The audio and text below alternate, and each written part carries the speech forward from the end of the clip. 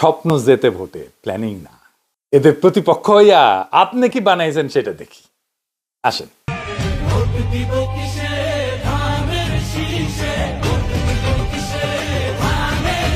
দেখি যাও এর মধ্যে কি আছে। রাজনীতি আছে, স্বপ্ন আছে, কল্পনা আছে, দেশ আছে, মানুষ আছে? নাই। খেমটা নাচ ছাড়া কিছু নাই, কোনো রাজনীতি নাই। কেন ধানের শেষে ভোট দিবি? মানে ভোট দিলে খেমটা নাচ দেখাবে নিত্যদিন, তাই?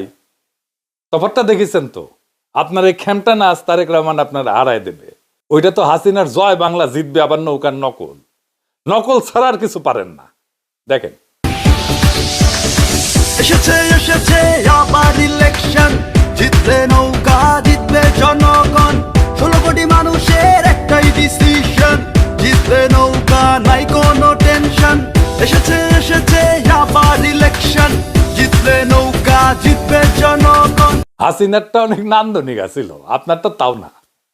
আপনার এই খেমটা নাচ দেখলে হাসিনার খেমটা নাচের কথা মনে হবে সবার। বুঝিছাও?